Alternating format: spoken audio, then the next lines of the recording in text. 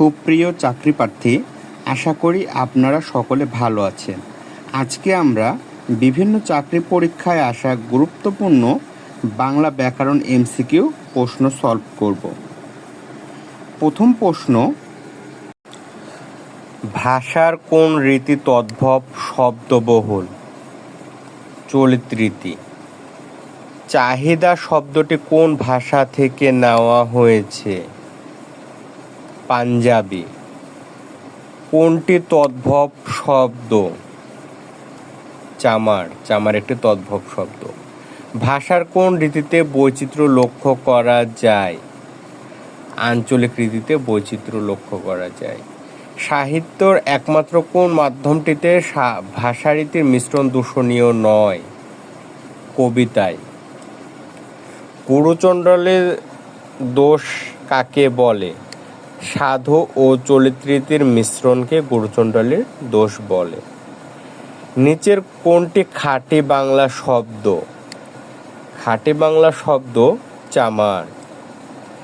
এক এক গোষ্ঠীর মধ্যে নিয়ম শৃঙ্খলাজাত ধ্বনিপুঞ্জকে বলা হয় এক একটি ভাষা। সংস্কৃত শব্দের কিঞ্চিৎ পরিবর্তিত রূপে বর্তমান শব্দ কোনগুলো? অর্ধ তৎসম শব্দ। মহকুমা শব্দটি কোন ভাষা থেকে এসেছে? মহকুমা আরবি ভাষা থেকে এসেছে। হাসপাতাল কোন ভাষার শব্দ? হাসপাতাল ইংরেজি শব্দ। বাংলা গদ্য সাধুরূপের বিকাশ ঘটে কখন? ইংরেজ আগমনের পরে। নিচের কোনটি আরবি শব্দ? আরবি শব্দ হজ। মানুষ নিচের কোনটি সাহায্যে সম্পূর্ণভাবে মনের ভাব প্রকাশ করতে পারে? কণ্ঠধ্বনির সাহায্যে। তদ্ভব কোন ধরনের শব্দ? তদ্ভব পারিভাষিক শব্দ। বর্তমানে বাংলা কত কোটি লোকের মুখের ভাষা? 24 কোটি লোকের মুখের ভাষা। বাংলা একাক্ষর শব্দ ওকার কি হয়? দীর্ঘ হয়। নিচের কোনটি আরবি ভাষার শব্দ? আরবি ভাষার শব্দ আদালত। পর্তুগিজ ভাষার শব্দ নয় কোনটি? পর্তুগিজ ভাষার শব্দ নয় চাহিদা। সাধু ভাষার কোন কোন পদ বিশেষ নিয়ম মেনে চলে? সর্বনাম ও ক্রিয়া।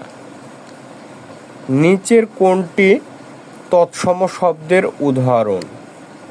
তৎসম শব্দের উদাহরণ দেশ। বালতি শব্দটি কোন ভাষা থেকে এসেছে? বালতি শব্দটি পর্তুগিজ ভাষা থেকে এসেছে। কোনটি তদ্ভব শব্দের উদাহরণ? তদ্ভব শব্দের উদাহরণ হাত, কান্না। কুপন কোন ভাষা থেকে গৃহীত শব্দ? কুপন ফরাসি ভাষা থেকে গৃহীত শব্দ। কোনটি ফার্সি ভাষা থেকে আগত শব্দ? ফার্সি ভাষা আগত শব্দ বেগম। নিচের কোনটি পারিভাষিক শব্দ? পারিভাষিক শব্দ স্নাতক। সাধু ও চলিত ভাষার কোন কোন পদ বিশেষ রীতি মেনে চলে? সর্বনাম ও ক্রিয়াপদ। কোনটি পরিবর্তিত উচ্চারণে ইংরেজি শব্দ? বোতল।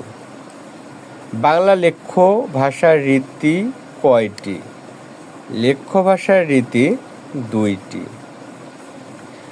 বাংলাদেশ ছাড়া নিচের কোন অঞ্চলে মানুষের ভাষা বাংলা? উড়িষ্যা।